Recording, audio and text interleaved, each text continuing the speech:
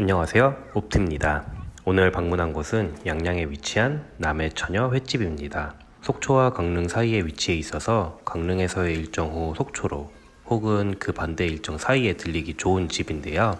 저도 지인분이 소개해 주셔서 가기 시작했고, 코로나 시기에 매번 포장으로만 먹다가 처음으로 홀 안에서 식사를 했는데, 도착했을 때 이미 테라스에도 손님이 꽤 많았고 저희가 온 이후에도 꾸준히 손님이 들어오더라고요. 일단 바닷가 바로 앞에 위치해 있기 때문에 놀다가 들어가기도 좋고 여러모로 꽤 괜찮은 입지에 위치해 있습니다. 이런 위치면 사실 술을 좀 마셔줘야 하는 모든 요건을 갖추고 있는데, 가족들과 함께 찾은 자리이기도 하고 9월 말에 가는 런던과 파리 일정을 위해 다이어트 중이라 이런 기회는 다음으로 미뤄야겠죠.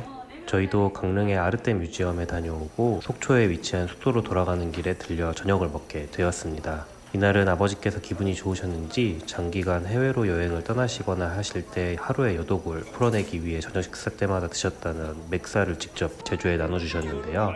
술을 거의 못하시는 아버지가 직접 술을 주문하시는 모습을 처음 봐서 저희 모두 깜짝 놀랐습니다.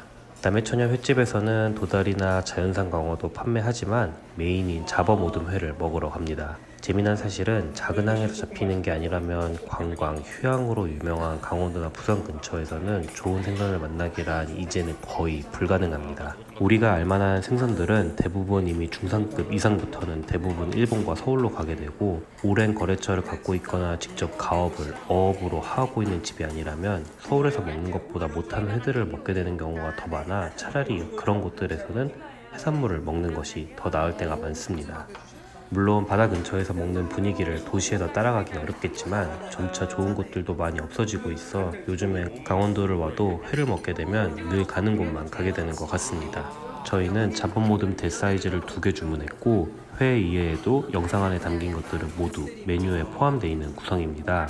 첫 스키다시로 이런저런 해산물과 같이 먹을 콩가루 모듬 야채가 나왔습니다.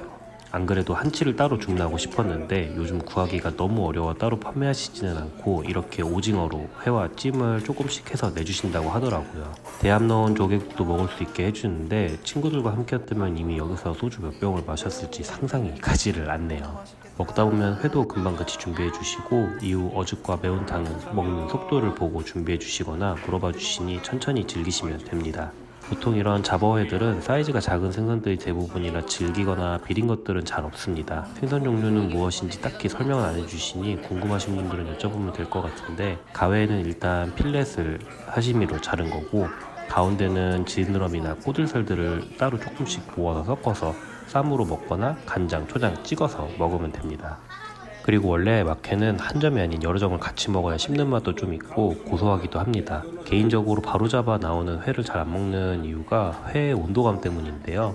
일반적으로 적정 온도보다 꽤 높기 때문에 발색도 그렇게 먹음직스러워 보이지는 않고 종류에 따라서는 너무 심하게 차진 경우들도 있는데, 이것도 온도감이 썩 좋진 않지만 그래도 살이 허물어지는 것들은 거의 없고 흰살 생선들도 같이 있어서 이런 느낌을 최소화해 먹을 수 있는 게 장점입니다. 그래도 식당 자체가 가격대가 좀 있으니 아래에 차가운 돌판이라도 좀 깔아주면 어떨까 싶긴 한데, 뭐 어쨌거나 지금도 나쁜 편은 아닙니다. 이렇게 회를 다 먹어갈 때쯤이면 쓱 오셔서 어죽을 준비해 주신다고 하면 대충 정리를 하고 간단히 반찬을 깔아 주십니다. 갖다 주시면서 혹은 뭐 그 이후에 매운탕도 먹을 거냐고 물어봐 주시는데, 아까 영상 첫 부분을 유심히 보셨으면 아시겠지만 이미 주방에서 매운탕도 그날 작업한 생선들 뼈를 한솥 끓여 놓았고 어죽도 크게 끓여 솥에 나눠 이미 담아 놓았기 때문에 이렇게 큰 곳에 한데 모아 끓여 나눠주는 곳들은 거의 무조건 맛있을 수밖에 없습니다. 어죽이라기보단 미역국에 밥을 넣고 조린 미역죽이라고 표현하는 게 맞을 정도긴 한데, 뽀뜨고 나온 살 붙은 생선 뼈들을 같이 넣고 끓여서 중간중간 생선 뼈들이 있으니 조심히 드셔야 됩니다.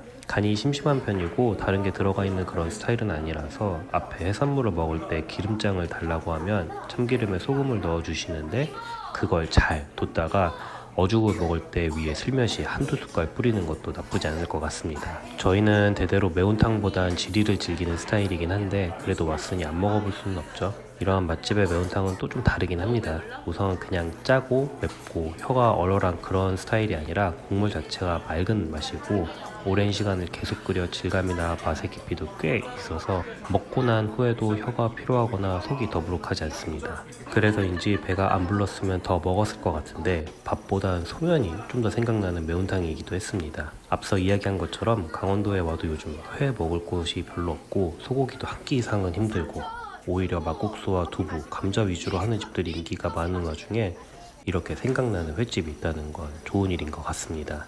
시청해주셔서 감사드리고 가능하시면 채널 구독과 영상 좋아요 그리고 알림 설정까지 해주신다면 더 감사하겠습니다.